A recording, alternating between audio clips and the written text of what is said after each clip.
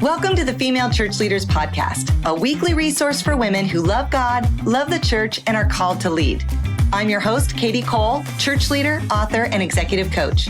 After more than 30 years in full-time ministry, often as the only woman at the table, I understand how meaningful yet challenging your calling can be.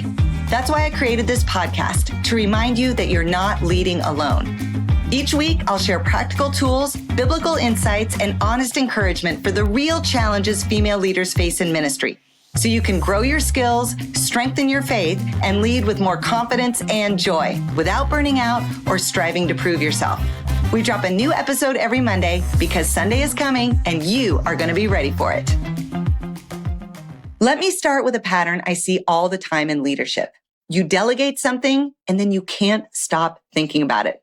You check in too much. You might rewrite their email in your head. You just swing by to make sure it's done the right way. And possibly even you take it back when it's not going fast enough. Then you tell yourself, well, I guess I'm just not good at delegating. But here's what I want you to consider. It's not that you're bad at delegating. It's that you're carrying a pressure most people don't name. Especially for female church leaders, delegation often feels risky. Risky to your reputation, risky to your ministry, risky to the people you're developing. And if you've been taught either explicitly or subtly to believe that you have to continue to earn your spot in leadership by doing more and better than everyone else, delegation can feel like risking the very credibility you've spent years building. Let me say that again. Delegation can feel like risking the very credibility you've spent years building. So if delegation makes you anxious, friend, you are not alone and you're not failing. You're just ready for a better framework. Because learning to delegate well is not just about you and having less on your plate, although that is a major benefit to learning to delegate. But we are also talking about the future of the church, and it depends on leaders who can develop other leaders, not just run programs, not just hold everything together, but actually multiply the work of ministry through other people.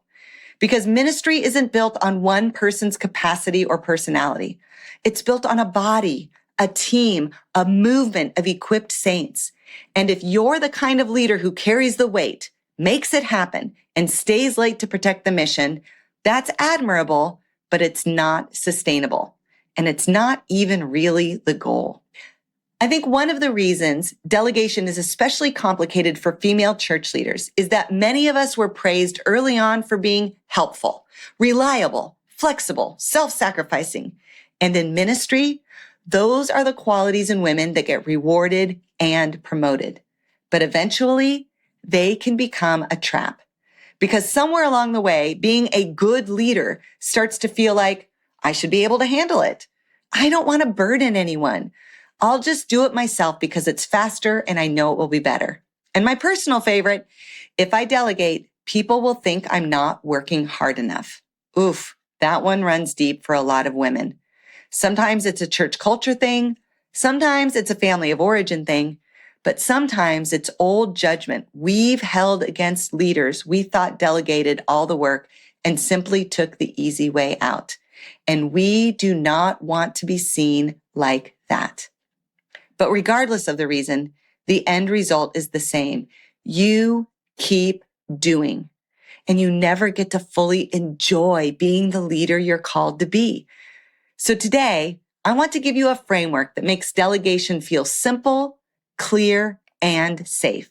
It's called 10-80-10. Try to think of delegation like a baton pass in a relay race. If you hand someone a baton while you're still running full speed, without looking, without communicating, without making sure they're ready, it's chaos. Some people drop it, other people get hurt, and you end up saying, see, I knew I shouldn't delegate. But when the baton pass is clear, when the lane is defined, when the timing is agreed on, when the person is clear on what their role is and is not, then delegation isn't scary, it's powerful. 10-80-10 is a successful baton pass. So here's the framework. When you delegate a task or project, you as the leader own the first 10% and the last 10%. But the person you delegate to owns the middle 80. That's the 10-80-10. This is what makes delegation healthy because it prevents two common traps.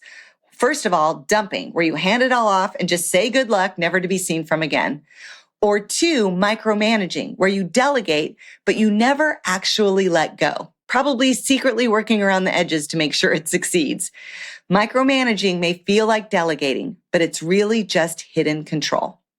So in 10-80-10, the first 10%, your role as the leader is to clarify the vision, the goal, the boundaries, the budget. Explain what a win looks like, give the timeline, and articulate any other non-negotiables that you would be thinking about if you were leading this. This is where you clarify what success looks like. Because if the first 10% is fuzzy, the middle 80% gets messy. All right, now, in the middle 80%, this is the part that they own, the planning, the execution, the details, the problem solving, the leadership, the learning. And here's the key thing I want you to remember. You have to let the middle be the middle. And it's messy looking. Think about it. Even when you lead something and you're in the middle, from the outside, it doesn't really look like you have it all together, but you know as the leader, you're getting there. This middle part, this is where development actually happens. And it happens in real time on real projects.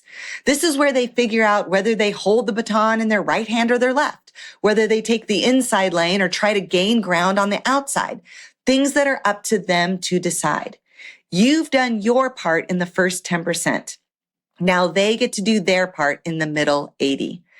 Now, the only difference is because you are still the leader and actually the one ultimately accountable, you get to decide how much support exists inside that middle 80%. Now, support doesn't mean takeover. A check-in meeting isn't control. It's simply a status update. It's alignment.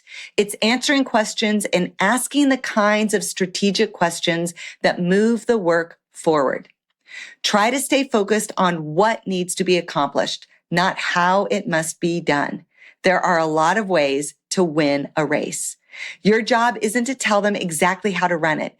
It's to make sure they're still running toward the goal you set in that first 10%.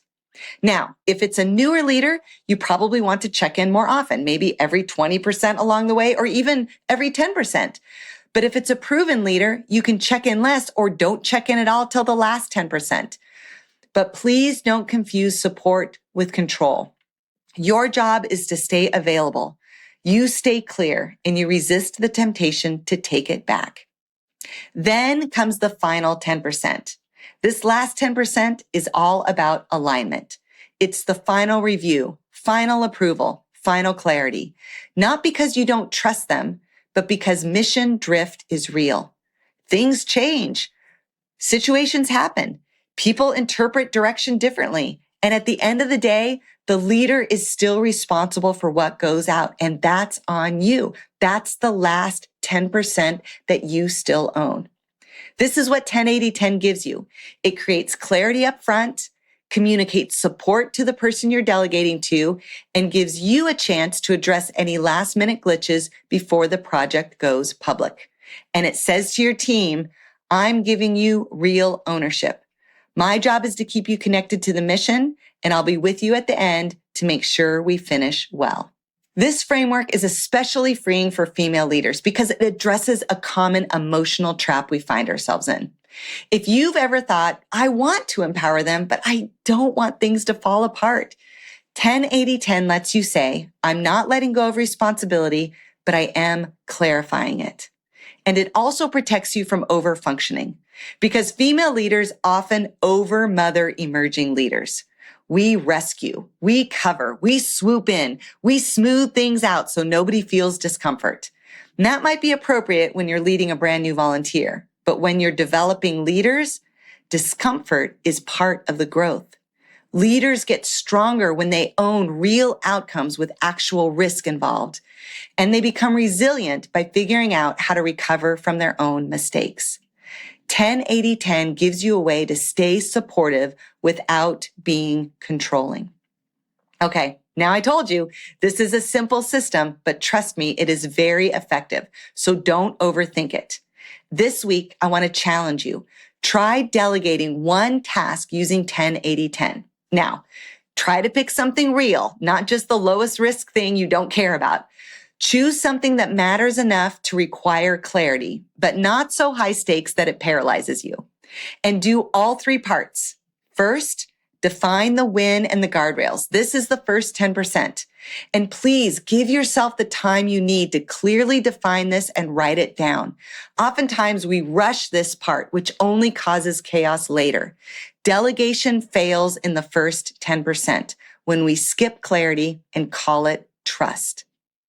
Second, explain to your team what you are doing. This is the part of the middle 80%. You can even teach them about the 10-80-10 framework. Just make sure you are giving them real ownership and they know you will respond quickly when they need something.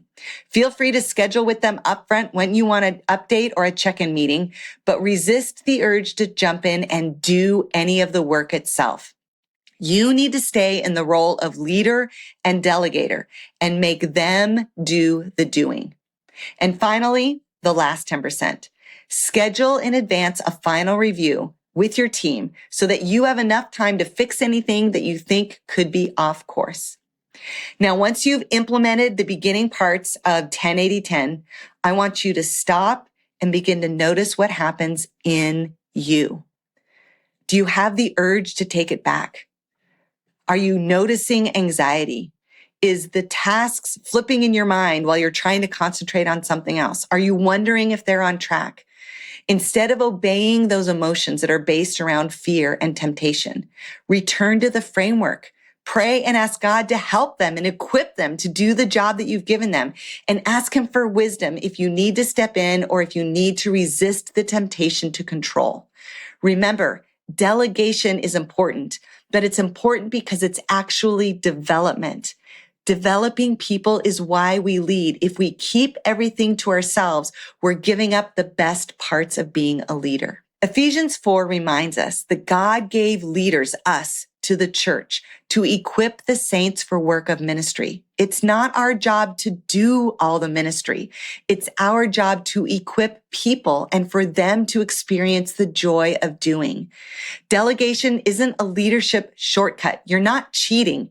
It's actually obedience. It's discipleship. It's how the church functions as the body of Christ. And I want to close with this thought because it's the part we often miss. Friend, if you keep doing what you think only you can do, you will eventually burn out. I see it every day. Maybe you are already experiencing symptoms of this. But if you instead focus your energies on equipping others through delegation to do what God designed them to do, your leadership and your life will have more room to breathe. The church is going to get stronger because of it. And you get to lead like the people developer God created you to be. I know you can do it. Try it this week and let me know how it goes. If delegation is one of the places you feel stuck, if you know you're carrying too much and you want a clear pathway to build these skills in a supported way, check out our additional resources at femalechurchleaders.com, including our sticky floor quiz to discover what might be holding you back from delegating more effectively. You are not alone in this, friend. You are growing into the kind of leader who creates freedom for yourself and for others. And we are here to cheer you on. I'm so glad we got to spend this time together on the Female Church Leaders podcast. I hope you're walking away encouraged, equipped, and reminded that your calling truly matters. To keep growing, join us for our next Closing the Leadership Gap cohort at closingtheleadershipgap.com. It's a guided coaching experience, including live Q&A with me, designed to accelerate your leadership journey. If this podcast has been helpful to you, would you please take a moment to follow, rate, and share it? Your engagement helps the algorithms suggest our resources to female church leaders we haven't had a chance to meet yet. And don't forget to follow at Female Church Leaders on Instagram for encouragement and leadership tools designed just for you. You can also follow my personal feed at Kadi Cole, spelled Kadicole. Keep leading faithfully, keep growing your leadership gifts, and I'll see you next Monday because Sunday is coming and you are going to be ready for it.